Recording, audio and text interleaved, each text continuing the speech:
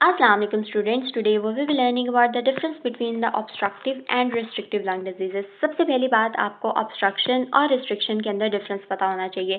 हमारे लंग के अंदर किसी भी लेवल के ऊपर कोई भी obstruction present हो सकती है. obstruction किसी mucus plug की फॉर्म में हो सकती है, obstruction किसी inflammation की वजह से हो सकती है, या ये obstruction जो है वो किसी bronchospasm की फॉर्म में हो सकती है, जो कि क्या कर रही है, एयरवे को obstruct कर रही है. ठीक है, ये obstruction ब्रोंकाई के लेवल के ऊपर, ब्रोंक्यूल्स के लेवल के ऊपर, इवन के एल्वुलाई के लेवल के ऊपर भी मौजूद हो सकती है. ठीक है, वो कहता है कि इस ऑब्स्ट्रक्शन की वजह से एयर आपके लंग के अंदर चली जाती है, लेकिन वो क्या होती है, एल्वुलाई के अंदर जाकर क्या हो जाती है, ट्रैप हो जाती है. जब वहां पर एयर ट्रैप हो जाती है तो इसका मतलब है जब भी पर्सन नॉर्मली एक्सपायरेशन करने लगेगा तो एक्सपायरेशन क्या होगी, प्रॉपरली नहीं होगी. जितनी एयर अंदर गई थी उतनी प्रॉपरली एक्सपेल आउट नहीं होगी. तो क्या होगा, पेशेंट का जो forced expiratory volume in 1 second होगा, जिसके बारे में हम लोगों ने ये पढ़ा था, that is the amount of air जो कि आपका लंग एक्सपेल आउट करता है in the very first second of expiration, वो क्या होगा, रिड्यूस होगा, क्योंकि एक्सपायरेशन प्रॉपर नहीं होगी, एयर लंग के अंदर जाकर क्या हो जाएगी,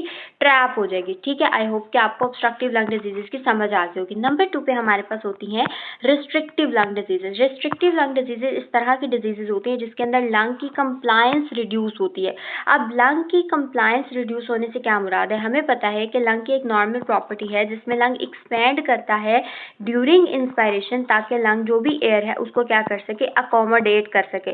जब लंग की कंप्लायंस रिड्यूस होगी तो क्या होगा, अल्टीमेटली जो है वो प्रॉपरली एयर को अंदर अकोमोडेट नहीं कर पाएगा, इतनी उसकी कैपेसिटी है, इतना वॉल्यूम ही नहीं रहेगा कि वो लंग को अंदर जो है वो एयर को लेकर आ सके. ठीक है, अकोमोडेट कर सके उस एयर को. तो उसकी वजह से हम कहते हैं जो डिजीजेज होती हैं रिस्ट्रिक्टिव लंग डिजीजेज होते हैं. अब यहाँ पर आपने एक बात याद रखनी है कि रिस्ट्रिक्टिव लंग डिजीजेस के अंदर जो forced expiratory volume in 1 second है, क्योंकि पेशेंट इतनी ज़्यादा एयर अंदर लेकर ही नहीं जा सकता, तो उसका एक्सपायरेशन रेट भी तो कम ही होगा ना, जितनी एयर वो एक्सपायर कर रहा है वो भी कम होगा. तो वो कहते हैं कि forced expiratory volume in 1 second भी रिड्यूस होगा, as a result forced vital capacity भी कम होगी. ठीक है, फोर्स्ड वाइटल कैपेसिटी ऐसी कैपेसिटी होती है जिसमें एक पर्सन जो है वो मैक्सिमम इंस्पायरेशन करने के बाद जो है वो फोर्सफुली जितनी एयर एक्सपायर कर सके उसको आप कहते हैं फोर्स वाइटल कैपेसिटी, और ये भी रिड्यूस होगी. और ये सब चीज़ें रिड्यूस क्यों होंगी, क्योंकि आपके लंग के जो वॉल्यूम है वो क्या होगा, रिड्यूस होगा. लंग की कंप्लायंस जो है वो कम होगी, वहाँ पर रिस्ट्रिक्शन मिलेगी.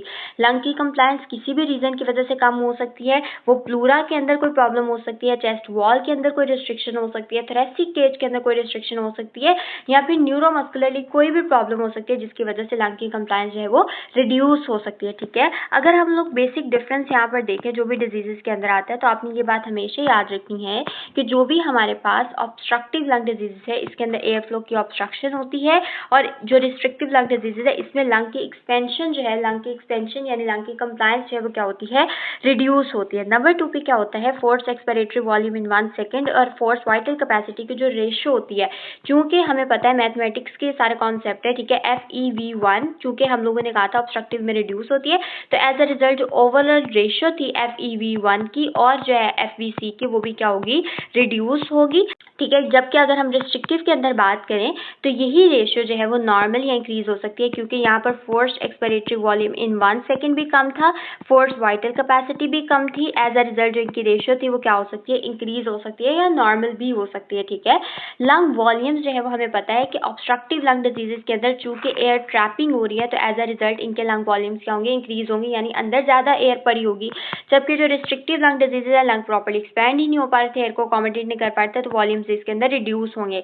इसके अंदर ऑब्स्ट्रक्टिव लंग डिजीजेज के अंदर जो कंप्लायंस है वो नॉर्मल या इंक्रीज होगी, जबकि इसके अंदर जो कंप्लायंस है वो क्या होगी, डिक्रीज होगी. ये बात तो हम पढ़ते आ रहे हैं. ऑब्स्ट्रक्टिव लंग डिजीजेज की एग्जाम्पल्स की बात करें तो इसके अंदर एस्थमा, COPD या ब्रोंकिएक्टेसिस आता है, जबकि रिस्ट्रिक्टिव लंग डिजीजेज के अंदर फाइब्रोसिस आता है, सार्कोइडोसिस आती है, या इफ्यूजन आती है. प्लूरल इफ्यूजन है, जाहिर सी बात है एक्सटर्नली कोई फ्लूइड वगैरह पड़ा हुआ है, लंग को रूम ही नहीं मिल रहा है एक्सपैंड होने का. इसी तरह फाइब्रोसिस है, लंग के कनेक्टिव टिश्यू जब फाइब्रोज होना शुरू हो गए हैं, हार्डनिंग होना शुरू हो गया, तो ऑब्वियसली उसकी कंप्लायंस जो है वो रिड्यूस हो गई, ठीक है। ऑब्स्ट्रक्टिव लंग डिजीजेस के अंदर क्या होता है, पेशेंट जो है ना वो प्रोलॉन्ग एक्सपायरेशन करता है, ताकि उसको ये होता है कि जितनी एयर अंदर है मैं उसको इजीली निकाल सकूं, ये ऑब्स्ट्रक्टिव लंग डिजीजेस का पैटर्न। जबकि रिस्ट्रिक्टिव लंग डिजीजेस के अंदर पेशेंट जो है वो रैपिड शैलो इंस्पायरेशन करता है, क्योंकि प्रॉपर्ली एयर अंदर नहीं जा रही होती, पेशेंट को नीड होती है ज़्यादा एयर की, तो वो बार बार जो है वो रैपिडली इंस्पायर कर रहा होता है, ठीक है। आई होप कि आपको बेसिक से डिफरेंस जो भी ऑब्स्ट्रक्टिव और रिस्ट्रिक्टिव लंग डिजीजेस के अंदर है वो समझ आ गया होगा। If you have any question you can ask me in the comment section. Thank you so much.